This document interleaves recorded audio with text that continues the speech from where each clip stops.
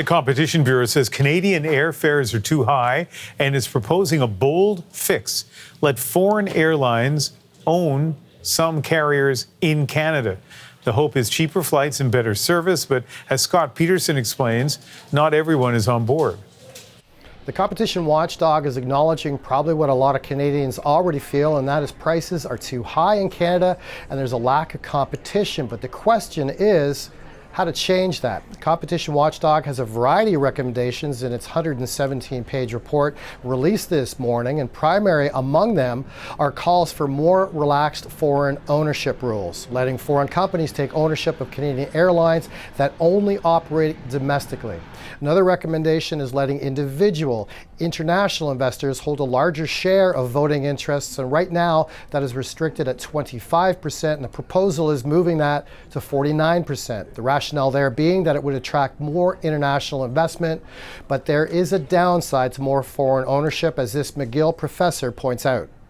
Foreign ownership does have a price.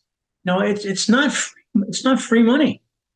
And, the decisions that are going to be made by those carriers that have a significant influence by foreign carriers may not be in the best interest of Canadians.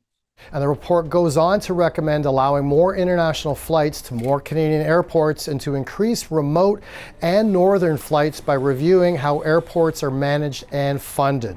The report goes on to say that part of the problem of high fees is that there is not as much competition between the two big carriers as there used to be. Air Canada has been increasing routes in the east, with WestJet concentrating in the west, and route competition between them has fallen over the last few years. Now, on the plus side, moves by smaller players like Porter and Flair have been eating into the dominance of the big two. But according to the report by the Competition Bureau, when there is more competition on domestic routes, airfares have fallen by 9% on average.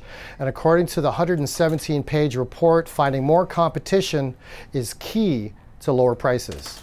Scott Peterson, CBC News, Toronto. All right, let's get some reaction and analysis. One of the voices we saw in Scott's piece was John Graddick, a lecturer and coordinator of the aviation management program at McGill University in Montreal. And I want to zero in on one of those recommendations by the Competition Bureau, which really surprised me, that Canada allow foreign companies to own a Canadian airline. That would be quite a departure for government policy. What do you make of that proposal?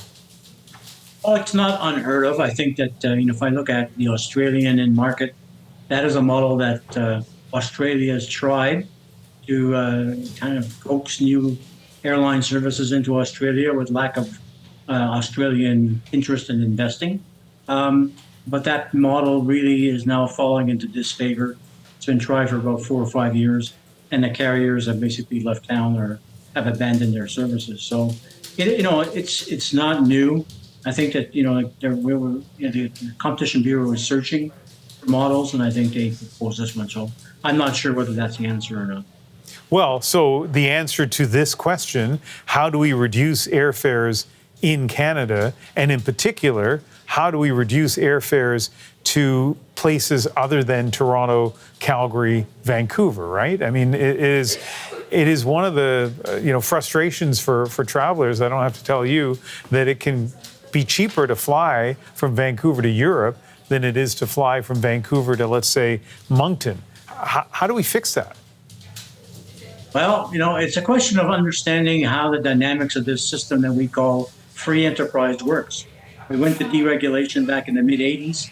We said, well, the U.S. is going to deregulation, Europe's going to deregulation. Let's jump on the bandwagon without really understanding what the impact might be. So what's happened is that we let the market decide, the carriers decide the service levels that we're going to get. And it's been 40 years. And to me, I think it's time for us to go back to the drawing board and say this open deregulation, open market access is not something that works in Canada. We're too thin of a market. We've got 10 city pairs in Canada that can sustain any significant level of competition, both service as well as price, and the rest of Canada really needs some support to make air service. Yeah, that's really interesting. Okay, stay on connected to us here. John, I want to bring in a second voice. Jim Young is the director and board chair for Flair Airlines and a senior partner in the Royal Pacific Consulting Group in Vancouver. And Jim, we're talking about one of the things the Competition Bureau mentioned today, which is the possibility, recommending the possibility of foreign-owned, majority foreign-owned airlines in Canada. How do you feel about that prospect? Well, I kind of am kind of thrilled to hear that, because this is a model that's been tried in a number of countries, Australia being one of them, where a domestic carrier can be fully foreign-owned and separated from any carriers that actually have international traffic. What that does is attract a significant amount of capital, and in my time here in the Canadian airline industry, that's always been a challenge. In order to be capitalized enough to move ahead, but also it brings in cash flow and other things in order to be able to build a competitive service against the larger carriers. But I've heard some people, Jim, say that all that would happen is the foreign-owned companies would want to take some of that business for, let's say, Vancouver to Toronto or Calgary to Toronto, and that would be great if you're on those routes. But if you want to fly from Vancouver to, the example I gave a while ago was Moncton, or let's say Charlottetown, that's not going to be interesting to a foreign-owned carrier. So do we run the risk of just having big companies, highly capitalized foreign companies, cherry-picking the best routes and creating competition there, but not, leaving alone the regional routes?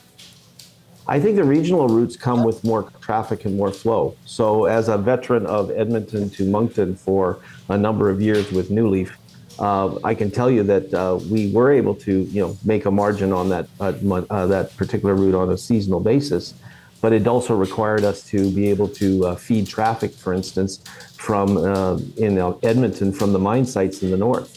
So to that end, whether the carrier is foreign-owned or domestic-owned, you're going to get the opportunity to build feed. And Toronto and Montreal and Vancouver all are major points for feed. And I guess even Calgary now is becoming a major point for feed. So customers have choices to get into the middle of the country. And that's where good capital will allow airlines to grow and sustain themselves on, routes like Kelowna to Saskatoon and Winnipeg to Abbotsford, which is one that's been running now since 2016. We only have about 90 seconds for the answer to this question from both of you. Highly unfair of me to do this, but I'm going to ask each of you, starting with John, if you were to recommend one change that likely would lead to lower airfares for Canadians, John, what would it be? Oh, I would look at the way in which we establish fares and create base fares in Canada that are minimum fare levels. We create maximum fare levels to protect the regional carriers.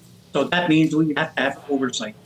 We can't let the free market decide, what's in and what's out. As far as I'm concerned, Canada's too thin of a market to basically let the vagaries of their competition work. We need oversight. Yeah, a really interesting point. And Jim, one suggestion to lower airfares in Canada? I would look at the whole ecosystem. Right now, we're paying about $150 or 30% of the airline ticket to actually just support the flying. So NAV Canada fees, airport fees. We have to actually look at that part of the business as well and determine where those savings can come out or whether we can have a better model. You'll find that the carriers that have lower costs in those areas will actually be able to pass on those savings to customers in the form of lower airfares. Yeah. Great conversation. I hope we get a chance to do this again. Jim and John, thank you very much. Thanks. Good to talk to you again, Ian. Bye-bye.